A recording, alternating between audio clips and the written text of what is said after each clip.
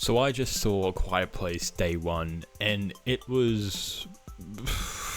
I felt like this movie had a lot of positives. It also definitely had a lot of negatives. I don't know what's happening with my hair. So A Quiet Place Day One is the prequel to A Quiet Place. It comes before, and I definitely had my expectations for this film. I will take these off and then put them back on again. I definitely had my expectations for this film, and they were very low. I thought there was not much that they could do with this. I felt as if it's a really cool idea to see day one, but I was like, before I even went into this movie, I thought there could maybe be 20 minutes of a really cool executed beginning of how these things got here and how people reacted, because it's just complete utter chaos. You'd have no idea what was happening. I then thought, well, that's not going to last for the whole movie, so it's probably going to run out of ideas. Oh boy. The worst thing imaginable could have happened when New York City comes under attack from an alien invasion. A woman and other survivors try to find a way to safety. They soon learn that they must remain absolutely silent as mysterious creatures are drawn to the slightest sound. I'm going to start off with the positives. The acting was very, very, very, very good. Each actor in this movie played such a convincing role. Some of them even acted their absolute hearts out. Especially the cat. Needless to say, the CGI was absolutely gorgeous. This movie had some very nice action set pieces and some really cool settings. Felt amazing watching these massive CGI monsters just destroy these giant city buildings, whatnot. That is another thing. The monsters looked very, very cool in this movie. We get to see a lot more of them in these movies, and I think it works very well. I mean, a lot more. So to see these things that we've only know very little of in such mass groups, it just blew me away. Whether we see them reacting with the environments, and we as an audience learn slowly what they are, because even with the previous two movies, we still don't know much about them, why they're there, how they get there, why they're attacking everything. Seriously, I still don't know that. Is it because the sound hurts their ears? If so, shouldn't they be attacking everything? Would they not be attacking each other? This movie definitely built up tension sometimes, and other times it definitely did not do that. I also think this film did very well at framing. There's some nice shots scattered throughout. Not everything was right in the middle in your face.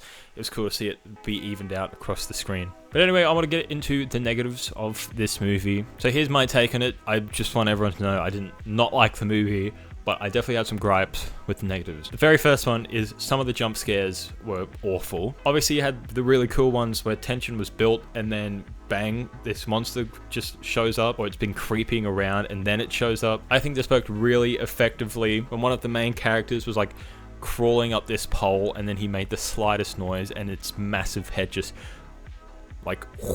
straight up there.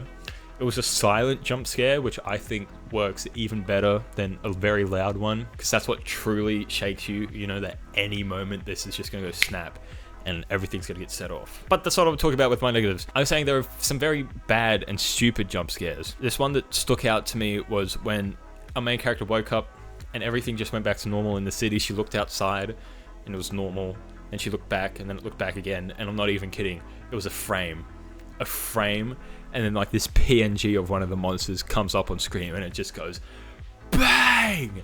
It was so bad.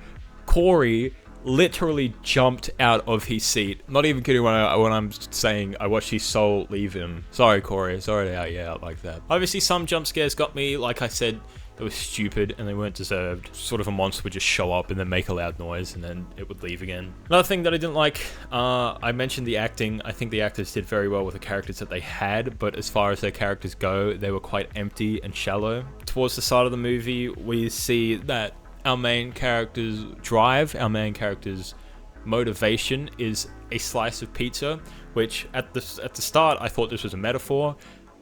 Literally, that's pretty much the plot. They go and get pizza. That's so dumb. And then they do it at the end.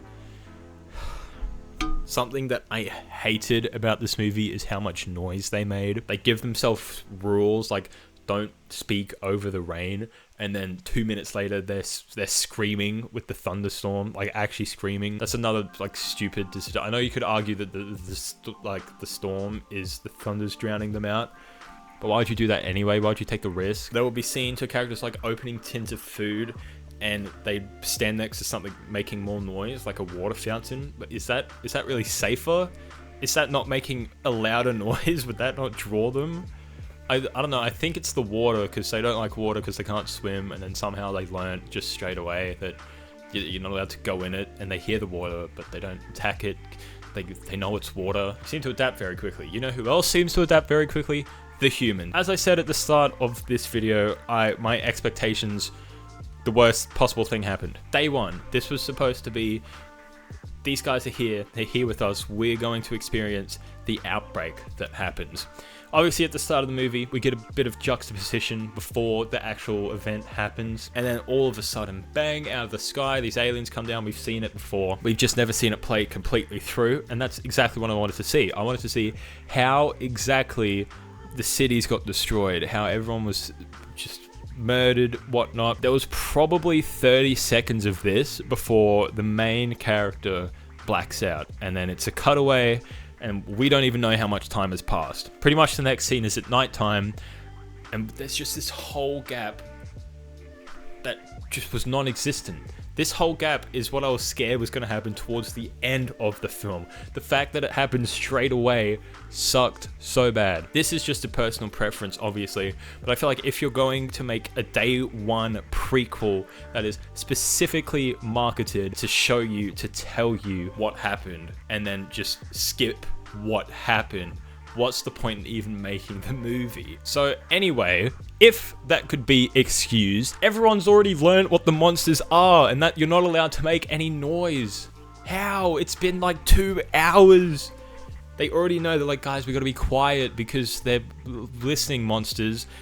The government has figured that out somehow. They just dropped out of space. They said where we're dropping, and then the human race is like, oh, we're all scientists now. We had to figure it out for ourselves in the previous, or I should say, the sequels. Yes, the assumption can be made that they do not have eyes. Yes, the assumption can be made that they attack noise.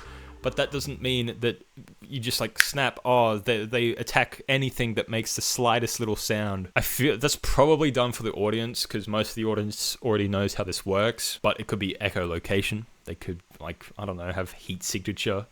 It's just, it was a bullet a gate. They figured it out instantly. What's the point in making a prequel movie if you're not going to explain anything that we already know?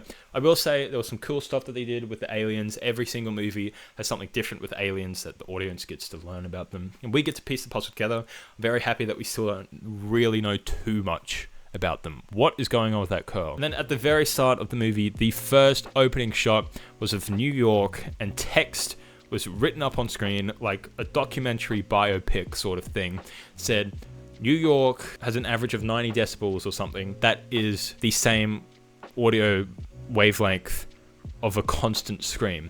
You do not need to tell us that first thing in the movie. You have the audio in the background. We can clearly hear that it's very loud. Show us, don't tell us. This is so obviously like, yes, this can happen because in the very first movie, one of the main characters is deaf, and we still know how loud everything's being.